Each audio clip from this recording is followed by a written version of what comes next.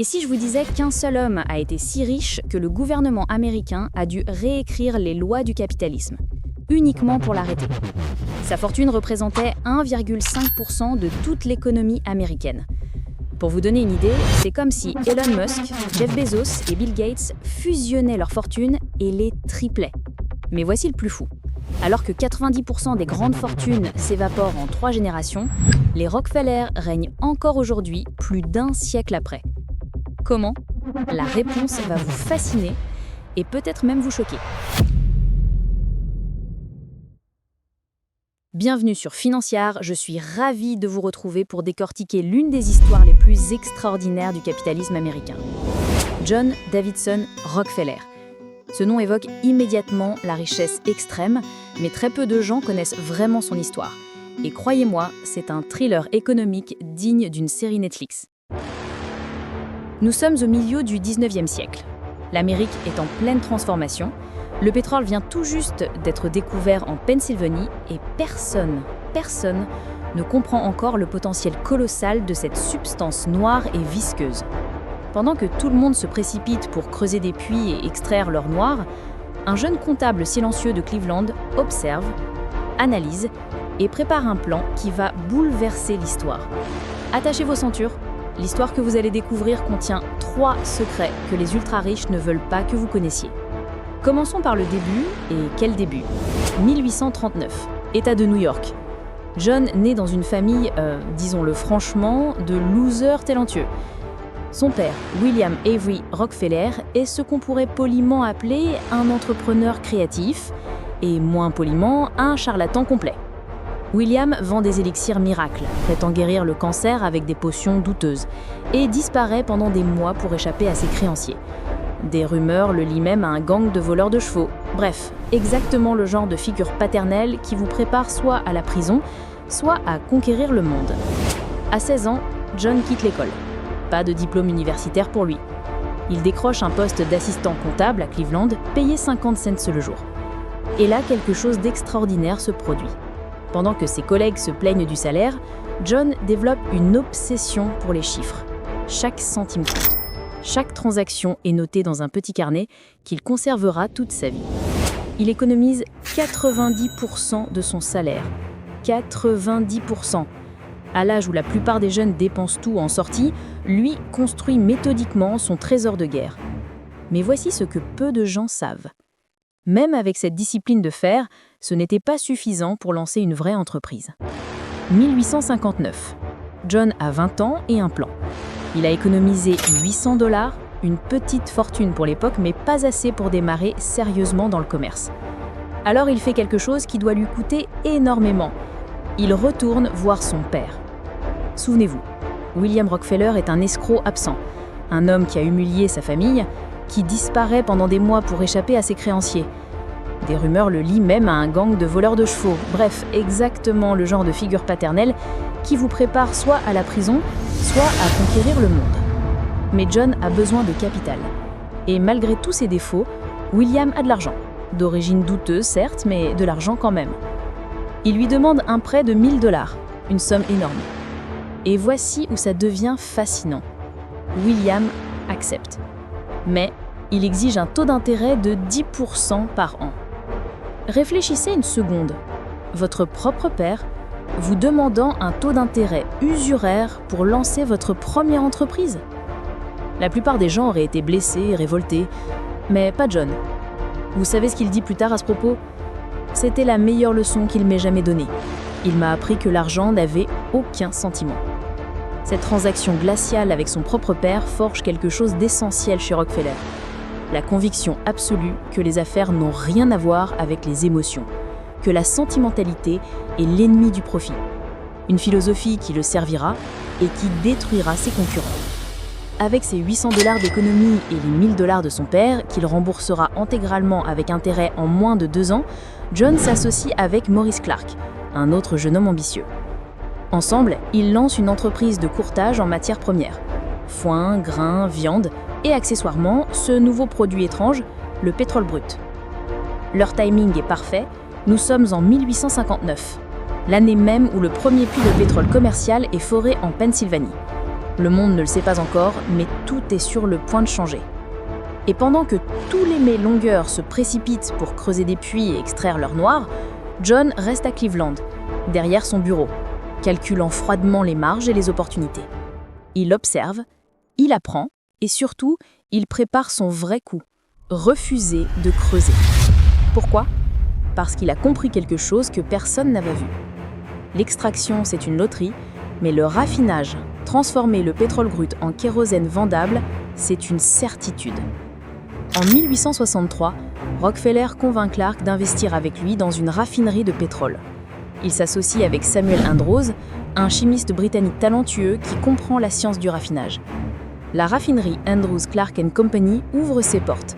Elle est moderne, efficace et surtout rentable. Peu importe qui trouve le pétrole. Tous devront passer chez eux pour le transformer en produit utilisable. Mais très vite, des tensions apparaissent.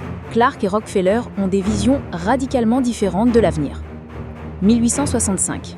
Seulement 2 ans après avoir lancé la raffinerie ensemble, Rockefeller prend une décision brutale. Clark veut rester prudent, consolider, limiter les risques. Rockefeller, lui, veut dominer. Il veut investir massivement, emprunter, grandir à une vitesse folle. Les 2 hommes ne peuvent plus travailler ensemble. Alors Rockefeller propose de racheter la part de Clark dans l'entreprise. Il dira plus tard que c'était le jour le plus important de sa vie. Clark, l'homme qui lui avait fait confiance, qui était son premier associé, est mis de côté. Vous voyez le pattern ? Rockefeller ne garde jamais un partenaire qui limite son ambition. Son père lui avait appris que l'argent n'avait aucun sentiment. Il vient de prouver que lui non plus. Il rebaptise l'entreprise Rockefeller et Andrews. Mais ce n'est qu'un rébut. Dans 5 ans, même Andrews ne sera plus qu'un pion dans un empire bien plus vaste. La machine à écraser est en marche. 1870. Rockefeller a 31 ans. Il vient de créer Standard Oil Company. Le nom est délibérément choisi. Standard, la norme, la référence. Le message est clair. Nous ne sommes pas une compagnie pétrolière, nous sommes le pétrole. Pour cette nouvelle aventure, Rockefeller s'entoure différemment. Il a appris de ses erreurs. Cette fois, il choisit des associés qui partagent sa vision impitoyable. Henry Flagler, un génie de la logistique et de la négociation, Samuel Andrews, toujours là pour la partie technique, Stephen Harkness, un investisseur millionnaire qui apporte le capital.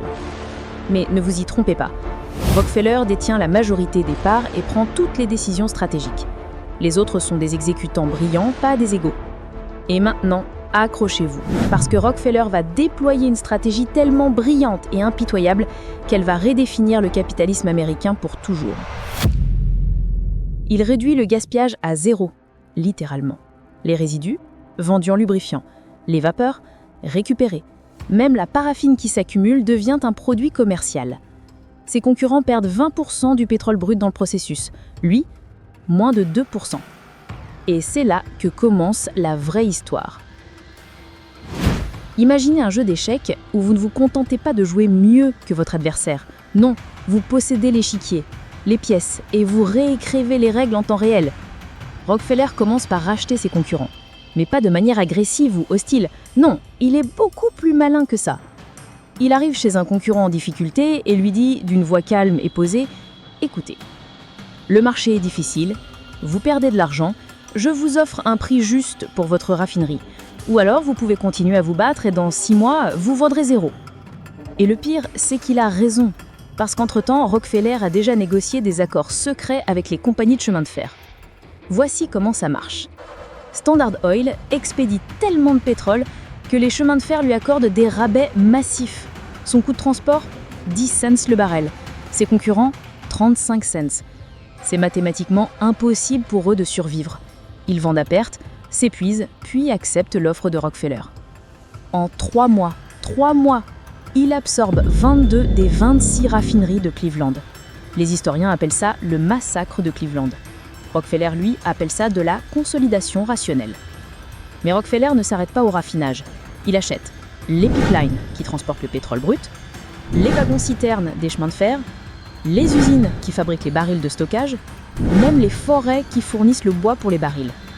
À son apogée, Standard Oil contrôle 90% des raffineries américaines, 90% des pipelines et cerise sur le gâteau, Il fixe unilatéralement les prix du kérosène dans tout le pays.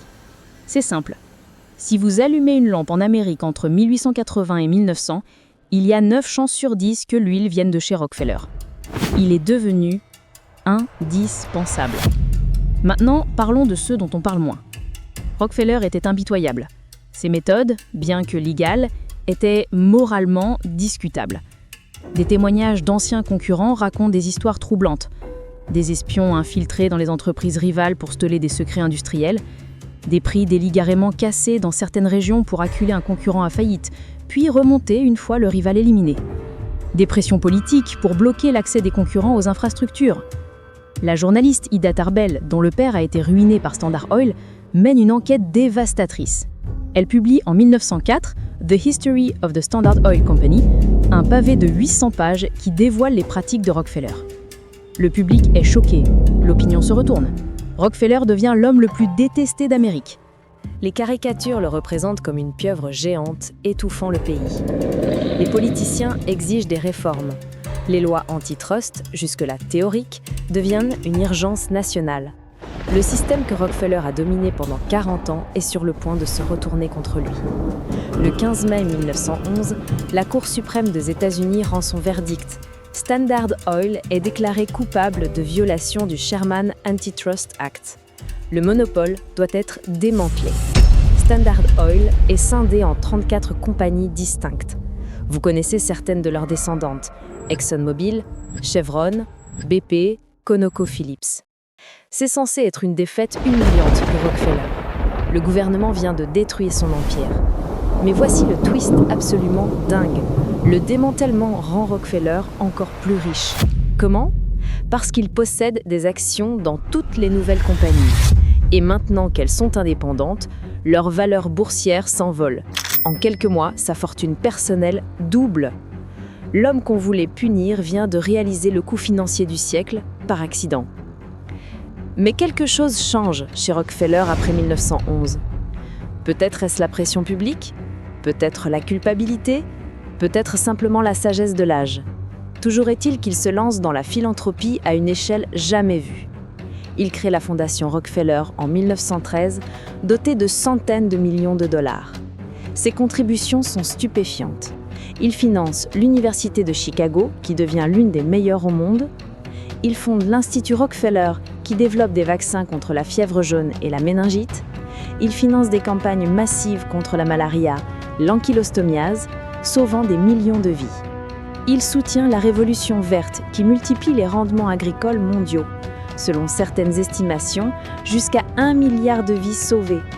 À sa mort en 1937, à 97 ans, Rockefeller a donné l'équivalent de 540 millions de dollars de l'époque, soit plus de 10 milliards en valeur actuelle. Mais revenons à la question posée au début. Comment les Rockefeller ont-ils préservé leur richesse sur 5 générations ? 3 stratégies clés. Numéro 1, les trusts irrévocables. Ils ont créé des structures juridiques ultra complexes qui protègent les actifs contre l'impôt, les procès et les mauvaises décisions des héritiers. Numéro 2, le Family Office. Ils ont inventé le concept de Family Office, une équipe dédiée de gestionnaires, avocats, fiscalistes qui ne gèrent que la fortune familiale, pas de clients externes, juste eux.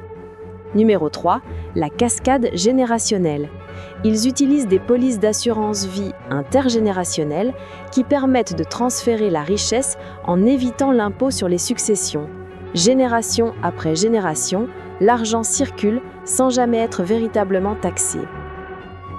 Résultat, en 2024, la fortune collective des Rockefeller est estimée à plus de 10 milliards de dollars.